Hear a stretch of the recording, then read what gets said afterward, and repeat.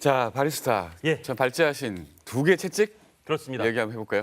예, 이제 미국이 과연 제재가 어디까지나 뭐가 남아 있을까 했는데 두 개의 채찍, 먼저 경제의 채찍과 군사의 채찍을 들었습니다. 네. 경제의 채찍, 세컨더리 보이콧 굉장히 어려운 용어지만 시청자 여러분 이제는 북한 덕분에 많이 익숙해졌을 텐데 그 전까지는 제한적으로 한 세컨더리 보이콧을 이제는 정상적으로 북한과 거래하는 것까지도 개인, 기관, 뭐 금융기관까지 기업까지 다 제재한다는 전면적인 세컨더리 보이콧. 나아가 이거는 원유, 북한의 원유를 끊겠다는 그런 제재까지 이끌어내겠다는 이 경제 채찍을 하나 들었고요. 또 하나는 군사 옵션. 아직 설마 우리나라 한반도에서 전쟁이 일어나겠느냐. 저도 전쟁이 일어나지 않을 거라고 믿고 전쟁이 일어나지 않기를 희망합니다만 군사 옵션은 미국이 진지하게 다시 만지작거리기 시작했습니다. 네. 직접 그 목소리 들어보시겠습니다. Because we are not looking to the total annihilation of a country, namely North Korea.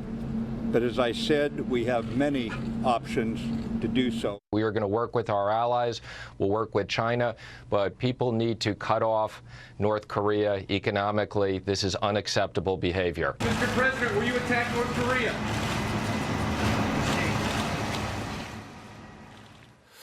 네, 그 미국이 북한을 제재하기 위해서 어떤 군사적인 옵션 그리고 경제적인 옵션 늘 했던 얘기지만 오늘은 좀 차원이 다른 것 같습니다. 예, 그 트럼프 대통령이 기자 질문에 두고 봅시다 이랬잖아요. 예. 근데 트럼프 대통령이 워낙 말도 많고 또 뭐 밤늦게 트위터에다가 글도 올리고 그러잖아요. 근데 갑자기 이 대목에서 아주 함축적으로 한마디 한 거는 뭔가 이게 저 속으로 결심하고 있는 거 아닌가 그런 걸 좀 읽게 합니다. 네.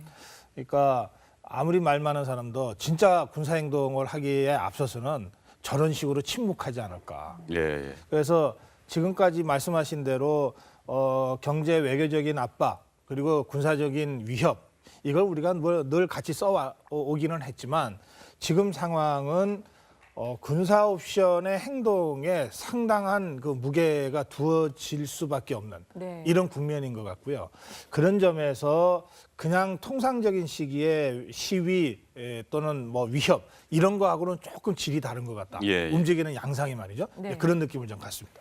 많은 군사적 옵션이 있다고 얘기는 했는데 진짜 현실적으로 사용할 수 있는 군사적 옵션은 어떤 게 있나요, 교수님? 우리가 일반적으로 이야기하는 것은 북한에 대한 선제 공격 그런 것들을 군사적 옵션이라고 얘기하는데요. 사실은 군사적 옵션을 나눠보면 다양한 겁니다. 쉽게 얘기해서 우리에 대해서 뭐 우리의 억제력을 증강시켜주는 탄도 중량 증가도 미국으로서는 군사적 옵션 중에 하나고요. 네. 전략 자산을 한반도 인근에 배치하는 것도 군사적 옵션 중에 하나입니다. 항공모함을 과거에는 한 척씩만 보냈는데 정말로 북한을 압박하기 위해서 미국이 가용할 수 있는 3척 정도를 갖다가 동해, 남해, 서해 이렇게 배치하는 것도 상당한 긴장 수위를 올리는 군사적 옵션이고 그것보다 한 단계 더 나아간다면은 북한에 대해서 노플라이 존, 너희들 비행기 띄우지 마라, 띄우면 격추한다 또는 해상 봉쇄 이런 단계적으로 군사적 옵션을 행사할 수 있는데요. 아직은 그 정도 수준은 아니라고 생각합니다. 네. 미국도 전쟁을 해본 나라이기 때문에 그 피해에 대해서 우려를 하고 있고 따라서 경제적 옵션 그러니까 세컨더리 보이콧을 활용한다고 하면서 중국으로 하여금 북한에 대한 원유 송출 중단과 노동자 네. 환송을 추진하는 그런 옵션을 먼저 사용할 것 같습니다. 제가 한 말씀만 보태겠습니다. 말씀하신 게 뭐 다 맞습니다만 어젯밤 그 유엔 안보리에서 헤일리 주 유엔 미국 대사가 지금 북한이 전쟁을 구걸하고 있다. 네. 전쟁을 구걸하고 있다 이런 표현을 썼고요. 그다음 또 간밤에 나온 관측으로는 9월 9일 이번 주 토요일 날 북태평양의 ICBM을 또 이번엔 정말 정상 비행으로 북한이 쏠지 모른다는 우려가 나오고 있습니다. 이 두 가지 상황이 정말로 일어난다면 그러니까 정말 미국 본토에 갈 법한 ICBM을 북한이 쏘는 그런 최고 수준의 도발을 한다면 미국 입장에서 신 교수님 말씀처럼 다른 전략적 자산의 전개 같은 군사 옵션도 생각하겠지만 정말로 전쟁에 준하는 군사 옵션까지도 지금 생각은 분명히 하고 있다. 그러니까 지금 화면에 자막 나오지만 미 국방장관이 북한의 완전한 절멸은 바라지 않지만이라고 지금 깔고 지금 다른 얘기를 했거든요. 그럼 실제로 지금 뭐 어떤 군사적인 그러니까 그 부분을 저는 액션까지? 좀 주목해서 봐야 된다고 생각합니다. 예. 네. 그전까지 미국의 군사적 옵션이라고 하는 것을 이야기했었을 때는 주로 뭐 선제적 타격이라든지 외과적 수술에 같은 타격이라든지 이런 식으로 이야기를 했었는데 어제는 annihilation, 괴멸을 이야기했었습니다. 예. 그러면은 결국 뭐냐면은 사실은 우리가 선제적 타격이나 뭐 외과적 수술과 같은 그런 타격을 했었을 때 나만이 받을 수 있는 피해라는 것을 항상 걱정하지 않을 수밖에 없었었는데 이제는 그거보다 차원이 높은 군사적 옵션을 고려하고 있다라고 저는 보고 있거든요. 뭐냐면은 이제는 뭐 평양이라든지 그 일부 핵시설과 관련돼 있는 것만 폭격하는 것이 아니라 정말로 북한 정권 자체를 붕괴시킬 수 있는 그런 카드까지도 지금 고려하고 있다라고 보고 있고 지금 대한민국 정부도 지금 미국의 이런 압박과 괴를 같이 하는 그런 모습들을 계속 보여주고 있습니다. 뭐 잘 아시다시피 이제 어저께 4대 국 전화 통화를 통해 가지고 이제 외교 어떤 그 이제 목소리를 이제 맞추기 시작을 했고 또 한 가지는 송영무 장관이 미국 국방부하고 함께 이제 항공모함을 포함한 뭐 전략자산 같은 것을 배치하는 것을 공식적으로 요청을 하겠다라고 하는 걸 봤었을 때 지금 한반도를 둘러싼 군사적 긴장 관계라는 게 상당히 지금 높아지는 것만큼 부인할 수 없고요. 네.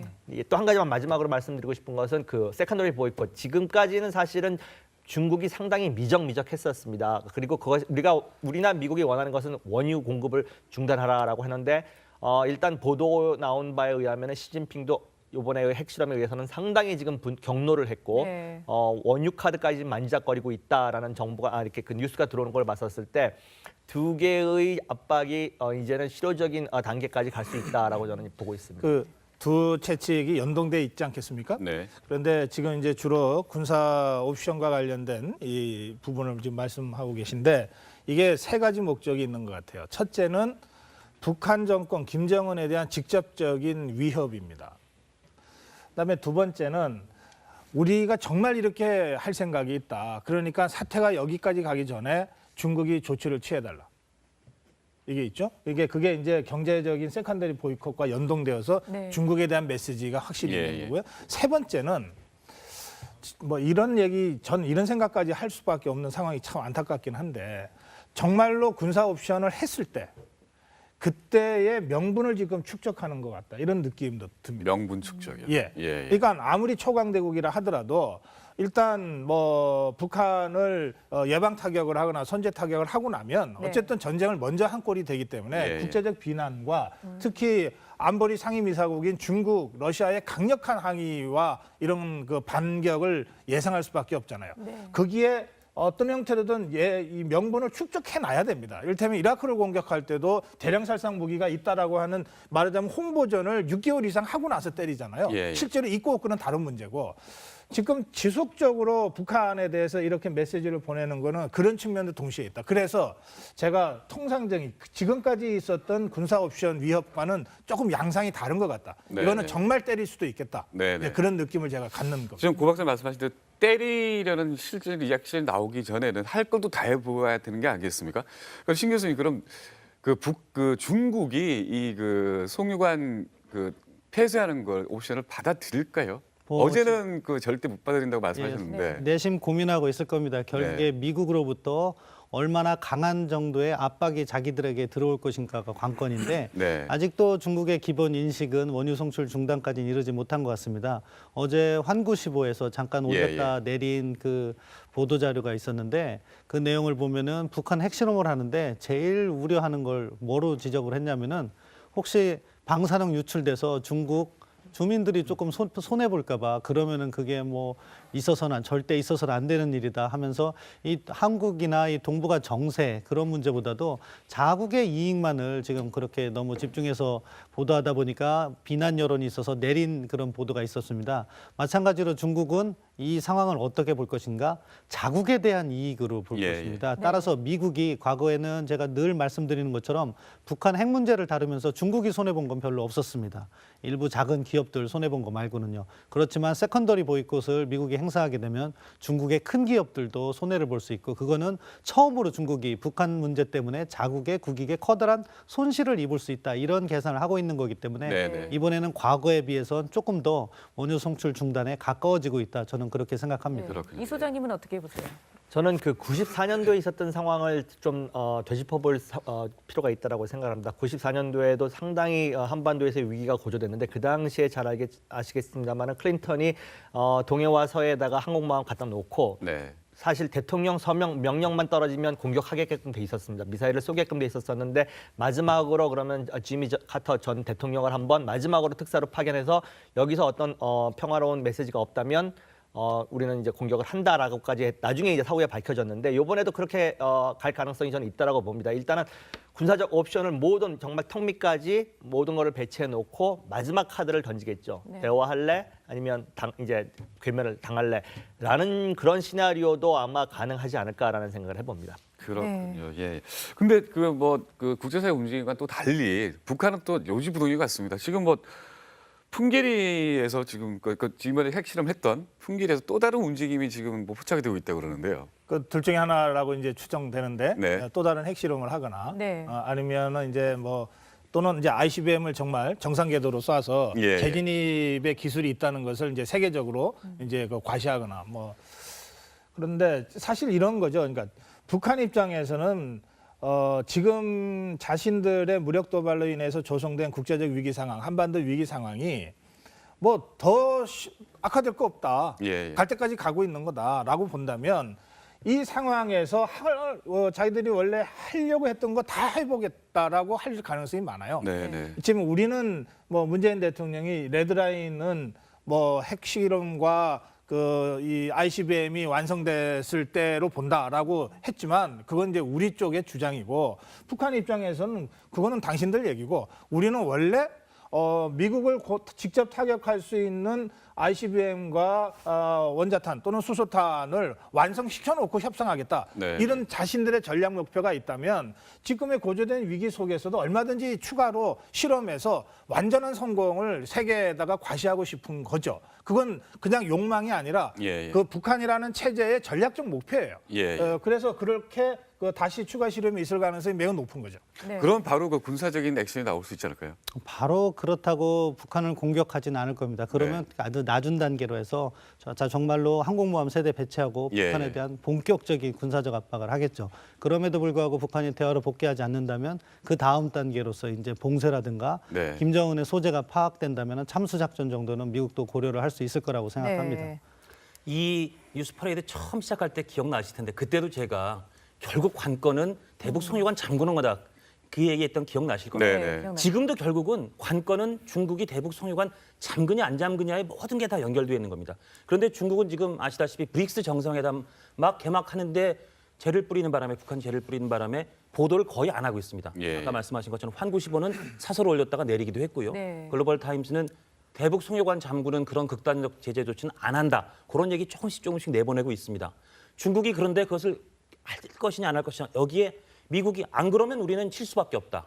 유엔과 전 세계 이번에 EU 의장도 이제 적극적으로 거들고 나섰고 스위스에서도 우리가 중재하겠다고 하는데 송유관을 잠그지 않으면 다른 방법이 없다는 상황을 시진핑 주석이 느끼게 만드는 그게 되느냐 안 되느냐가 결국은 가장 중요한 관건이고 승부처일 것 같습니다. 근데 저는 궁금한 게요. 송유관을 지금 잠그면 어느 정도까지 그 북한의 체제가 유지가 될 수 있는지 그 기간도 좀 궁금하더라고요. 지금 북한에서는 거기에 대비하고 있다고 합니다. 그래서 네. 일부 보도에서는 그런 원유를 갖다 축적해놓고 있다고 하는데 네. 북한에서 연간 필요한 것이 적게는 150만 톤, 많게는 200만 톤 정도 필요한데 중국에서 그 90% 가까이를 보내주고 있거든요. 네. 따라서 당분간 북한이 뭐 고난의 행군이다, 그거보다 더한다 이렇게 노동신문에도 내고 있는데 네. 그런 상황으로 6개월 정도는 버틸 수 있다고 생각합니다. 하지만 그 다음에는 경제 자체가 마비되기 때문에 북한으로서도 별다른 방법이 없다. 그러니까 6개월 정도 예, 지금 예.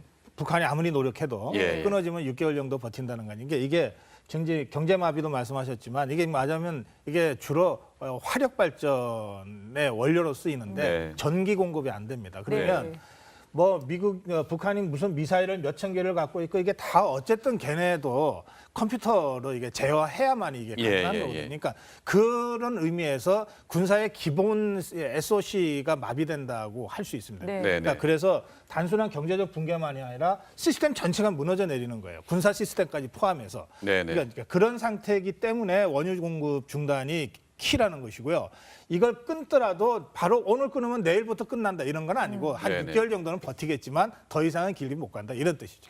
그러니까 저라면 예를 들어서 무슨 뭐 완전한 절멸이라든지 이런 단어를 들으면 제가 만약 김정은이라면 굉장히 겁이 날 것 같은데 아직 핵이란 게 무섭긴 무서운 것 같습니다. 그러니까 지금 그러니까 그 독일 그 총리가 어저께 좀 충격적으로 북한의 입장을 한번 봐야 된다라는 네, 말을 네. 했지 않습니까? 북한으로서는 지금 어떻게 보면은 핵이라는 게 자기네들 체제 유지의 마지막 카드라고 생각을 하고 있는 거죠.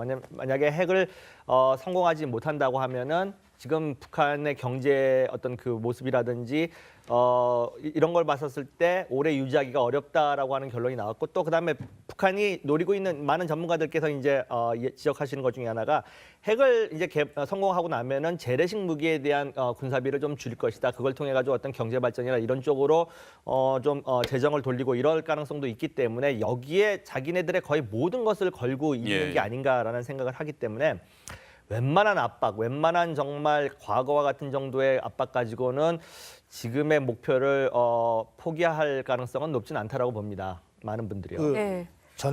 전멸 또는 절멸이라는 단어보다도 저는 어제 김정은이 정말 화들짝 놀랐을 네. 것 같은 발언은 우리 국방장관 입에서 나온 것 같습니다.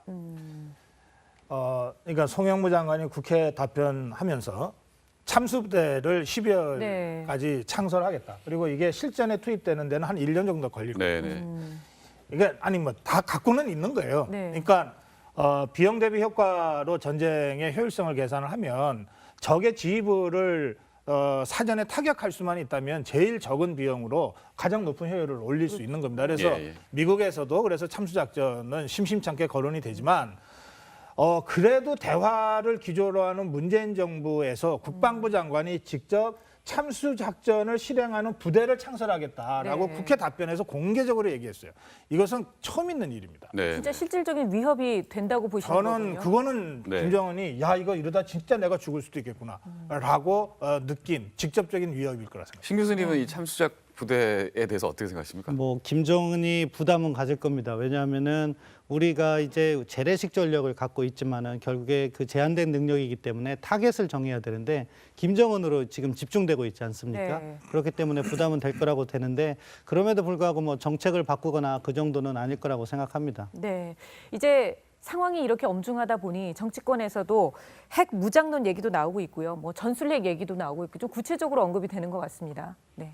뭐 아직까지는 대통령께서 그 이야기를 하신 건 없죠. 그냥 다른 정치인들이 이제 이야기를 했는데 사실 우리 군이 핵무장을 하는 것은 또 넘어야 할 관건이 많이 있습니다. 네. 또 그것이 뭐 우리가 의지만 가지고 되는 건 아니고 또 기술만 가지고 있다고 해서 되는 건 아니지만 지금 당장의 여당의 일부 의원들과 그다음에 정부 내에서도 전술핵 재배치에 대한 필요성은 지금 이야기가 되고 있습니다. 네. 전술핵 배치라는 것은 사실 미군들이 한반도 비핵화와 동시에 핵을 많이 철수해 갔는데 이제 그것을 미군은 보유할 수 있도록 왜냐하면 대칭적인 군사력을 갖고 있어야 되기 때문에 북한이 핵 무장을 완성하는 단계에서 우리가 그 핵에 대한 어떤 대비가 없다면 안 되기 때문에 이제 전술핵 재배치에 대한 것은 구체적으로 지금 이야기가 되고 있고 송영무 장관 같은 경우도 한번 발언을 했다가 그것을 주소 담긴 했습니다만 아직까지는 고려되고 있는 상황이고 미국에서도 이 부분에 대해서는 이제 긍정적으로 내지는 적극적으로 좀 검토를 하고 있는 게 아닌가라는 생각을 하고 있습니다. 이거는 네. 저는 상당히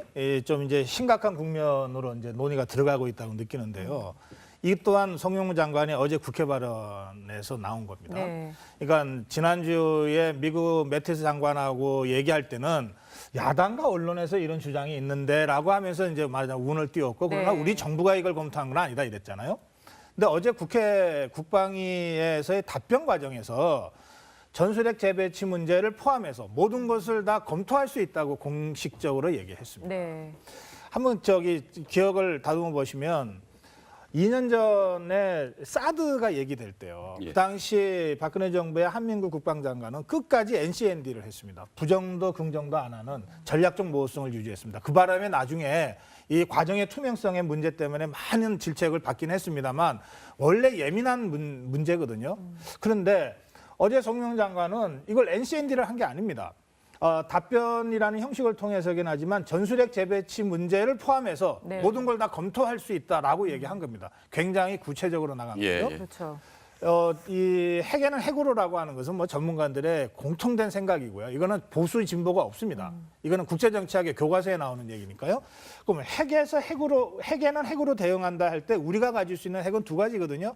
자체적으로 개발하거나 한 네. 2년 걸립니다. 기술적으로. 그러나 기술적으로 2년 걸리는 게 중요한 게 아니라 NPT 탈퇴 문제라든지 네, 네. 이런 여러 가지 정치적인 외교적인 고려사항 때문에 우리가 못하고 있는 거예요. 그럴 때 이 문제를 피하고 핵을 우리 한반도에 갖다 놓을 수 있는 게 전술핵, 미국의 전술핵을 갖다 놓는 건데 네. 이건 그냥 갖다 놓기만 하면 아무 소용 없어요. 갖다 놨는데 이 사용권, 핵보턴을 여전히 미국 대통령이 행사한다 그러면 미국에 있거나 한국에 있거나 그게 무슨 큰 차이겠어요? 한 30분 예. 정도 차이밖에 없는 거예요. 그게 아니고 한반도에 갖다 놓은 핵에 대해서는 적어도 절반 이상의 사용권을 우리 정부가 가질 때 의미가 있는 겁니다.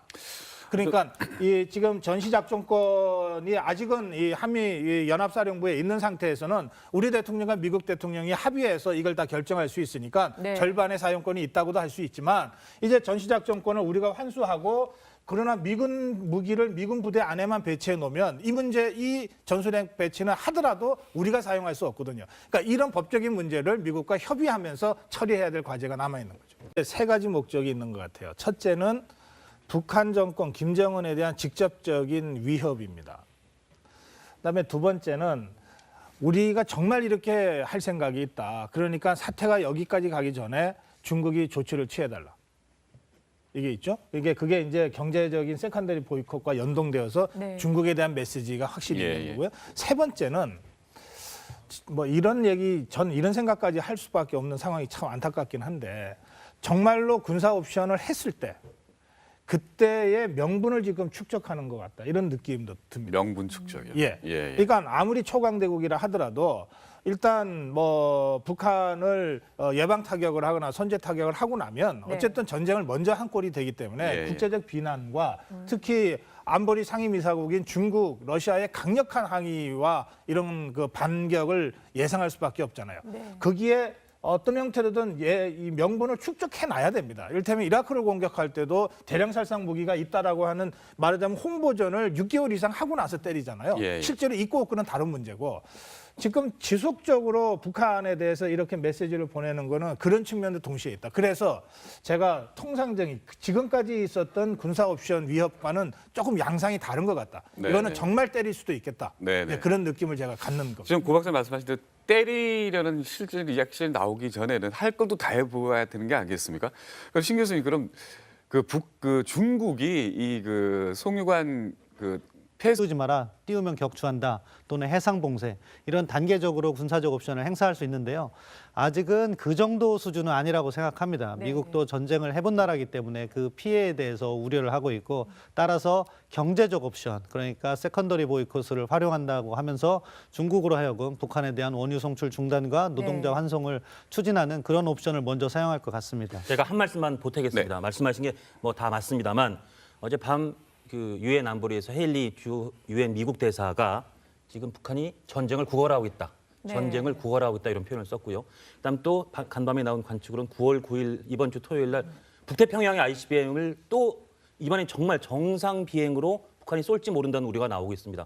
이 두 가지 상황이 정말로 일어난다면 그러니까 정말 미국 본토에 갈 법한 ICBM을 북한이 쏘는 그런 최고 수준의 도발을 한다면 미국 입장에선 신 교수님 말씀처럼 다른 전략적 자산의 전개 같은 군사 옵션도 생각하겠지만 정말로 전쟁에 준하는 군사 옵션까지도 지금 생각은 분명히 하고 있다. 그러니까 지금 화면에 자막도 나오지만 미 국방장관이 북한의 완전한 절멸은 바라지 않지만이라고 지금 깔고 지금 다른 얘기를 했거든요. 그럼 실제로 지금 뭐 어떤 군사적인 그러니까 그 부분을 저는 액션까지? 좀 주목해서 봐야 된다고 생각해요. 예, 예. 네. 그전까지 미국의 군사적 옵션이라고 하는 것을 이야기했었을 때는 주로 뭐 선제적 타격이라든지 외과적 수술에 같은 타격이라든지 이런 식으로 이야기를 했었었는데 어제는 annihilation, 괴멸을 이야기했었습니다. 예, 예. 그러면은 결국 뭐냐면은 사실은 우리가 선제적 타격이나 뭐 외과적 수술과 같은 그런 타격을 했었을 때 나만이 받을 수 있는 피해라는 것을 항상 걱정하지 않을 수밖에 없었었는데 이제는 그거보다 차원이 높은 군사적 옵션을 고려하고 있다라고 저는 보고 있거든요. 뭐냐면은 이제는 뭐 평양이라든지 그 일부 핵시설과 관련돼 있는 것만 폭격하는 것이 아니라 정말로 북한 정권 자체를 붕괴시킬 수 있는 그런 카드까지도 지금 고려하고 있다라고 보고 있고 지금 대한민국 정부도 지금 미국의 이런 압박과 괴를 같이 하는 그런 모습들을 계속 보여주고 있습니다. 뭐 잘 아시다시피 이제 어저께 4대 국 전화 통화를 통해 가지고 이제 외교 어떤 그 이제 목소리를 이제 맞추기 시작을 했고, 또 한 가지는 송영무 장관이 미국 국방부하고 함께 이제 항공모함을 포함한 뭐 전략자산 같은 것을 배치하는 것을 공식적으로 요청을 하겠다라고 하는 걸 봤었을 때, 지금 한반도를 둘러싼 군사적 긴장 관계라는 게 상당히 지금 높아지는 것만큼 부인할 수 없고요. 네. 또 한 가지만 마지막으로 말씀드리고 싶은 것은 그 세컨더리 보이콧. 지금까지는 사실은 중국이 상당히 미적미적했었습니다. 그리고 우리나 미국이 원하는 것은 원유 공급을 중단하라라고 했는데, 일단 보도 나온 바에 의하면 시진핑도 이번에 핵실험에 의해서는 상당히 지금 경로를 했고, 네. 원유 카드까지 만지작거리고 있다라는 정보가 이렇게 그 뉴스가 들어오는 걸 봤었을 때, 두 개의 압박이 이제는 실효적인 단계까지 갈 수 있다라고 저는 보고 있습니다. 그 두 채찍이 연동돼 있지 않겠습니까? 네. 그런데 지금 이제 주로 군사 옵션과 관련된 이 부분을 지금 말씀하고 계신데, 이게 자, 바리스타. 예. 참 발제하신 두 개 채찍 그렇습니다. 얘기 한번 해볼까요?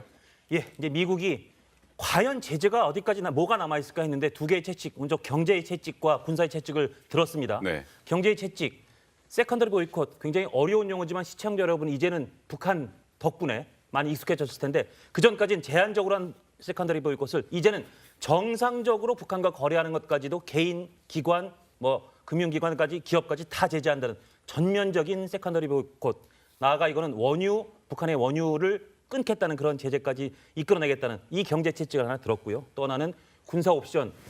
아직 설마 우리나라 한반도에서 전쟁이 일어나겠느냐. 저도 전쟁이 일어나지 않을 거라고 믿고 전쟁이 일어나지 않기를 희망합니다만, 군사 옵션은 미국이 진지하게 다시 만지작거리기 시작했습니다. 네. 직접 그 목소리 들어보시겠습니다. Because we are not looking to the total annihilation of a country, namely North Korea. But as I said, we have many options to do so. We are going to work with our allies. We'll work with China, but people need to cut off North Korea economically. This is unacceptable behavior. Mr. President, will you attack North Korea?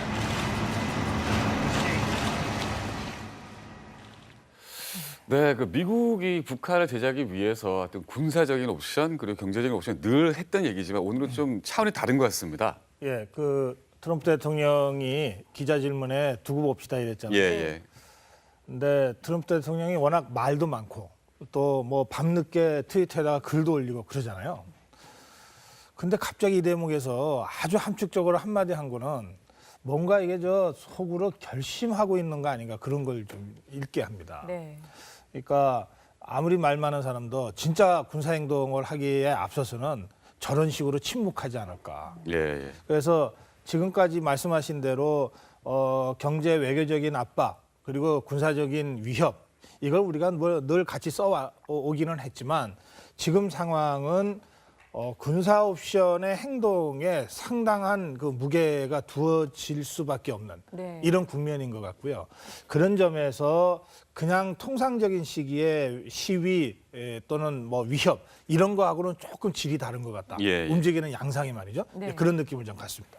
많은 군사적 옵션이 있다고 얘기는 했는데 진짜 현실적으로 사용할 수 있는 군사적 옵션은 어떤 게 있나요, 교수님? 우리가 일반적으로 이야기하는 것은 북한에 대한 선제 공격, 그런 것들을 군사적 옵션이라고 얘기하는데요. 사실은 군사적 옵션을 나눠보면 다양한 겁니다. 쉽게 얘기해서 우리에 대해서 우리의 억제력을 증강시켜주는 탄도 중량 증가도 미국으로서는 군사적 옵션 중에 하나고요. 네, 네. 네. 전략 자산을 한반도 인근에 배치하는 것도 군사적 옵션 중에 하나입니다. 항공모함을 과거에는 한 척씩만 보냈는데 정말로 북한을 압박하기 위해서 미국이 가용할 수 있는 3척 정도를 갖다가 동해, 남해, 서해 이렇게 배치하는 것도 상당한 긴장 수위를 올리는 군사적 옵션이고, 그것보다 한 단계 더 나아간다면은 북한에 대해서 노플라이 존, 너희들 비행기 띄우